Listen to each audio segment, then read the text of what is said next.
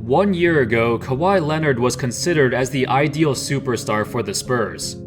He was going head-to-head against guys like Durant, Curry, Harden, Westbrook, and he was on the same level, if not better than some of them. 1 year later, and he's now the most controversial player in the NBA. Kawhi reportedly claimed, or his uncle reportedly claimed, that Kawhi has no interest in playing in Toronto. After this whole roller coaster ride, the Raptors pulled the trigger on the trade anyway, sending DeMar DeRozan, their franchise player who did so much for Toronto, for a guy who's been injured for a year and doesn't even want to play for them. But while this trade seems terrible for the Raptors, I believe it was a risk that they had to take. How's it going, fellas? My name's Andy, and today I'm gonna explain why this trade made perfect sense for the Raptors. Now, we gotta understand the Raptors situation first. Let's take a look at the best and worst case scenarios. The best case is that Kawhi plays well in Toronto, they make a deep playoff run, and then he realizes he really likes the city and his teammates and decides to re-sign there after his contract expires. Kinda similar to what happened to Paul George. If this best case scenario happens, then the Raptors would get a borderline top 5 player in his prime, and would be contenders to reach the finals for the foreseeable future. Now, the worst case scenario would be Kawhi doesn't play that well, or doesn't play at all, and his injury was worse than everyone thought, and the Raptors lose him after a 1-year rental.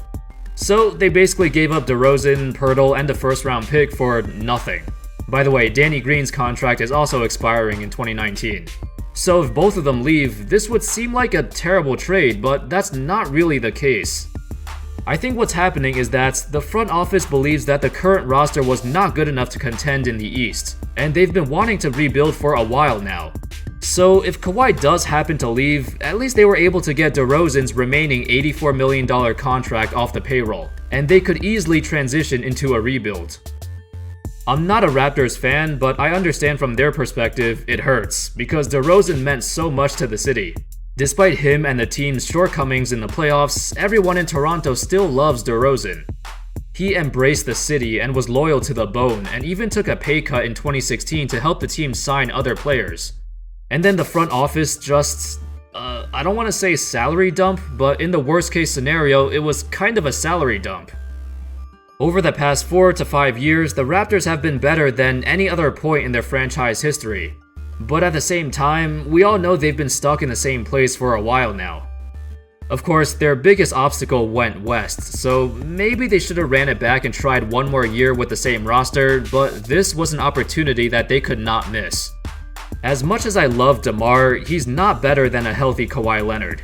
In my opinion, Kawhi, when healthy, is the best player in the Eastern Conference. A lot of people forget how good he was just a year ago.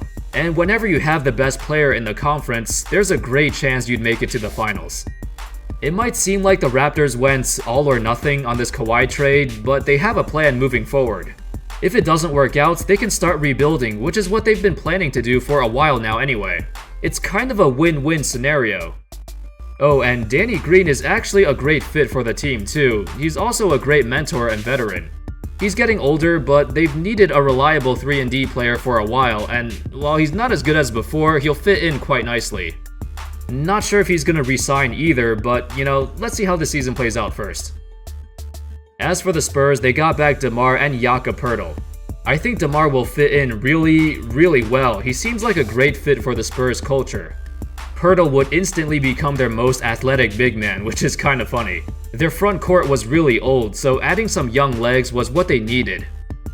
There's not really much else to say about the Spurs side of the trade. We all know Kawhi was unhappy there, and they've been trying to trade him for a while now. I think it's hilarious that he wanted to go to Los Angeles and then they sent him the opposite direction. The Spurs literally sent him out of the country. My prediction is that the Spurs will win 50 to 55 games and the Raptors win about 55 to 60, assuming Kawhi actually plays.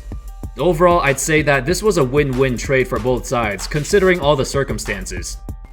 Anyway, that sums up the video. It was just my initial thoughts and reactions. A lot of people have said that it's a terrible trade for the Raptors and they did DeRozan dirty, which is true, but this might be better for them in the long run.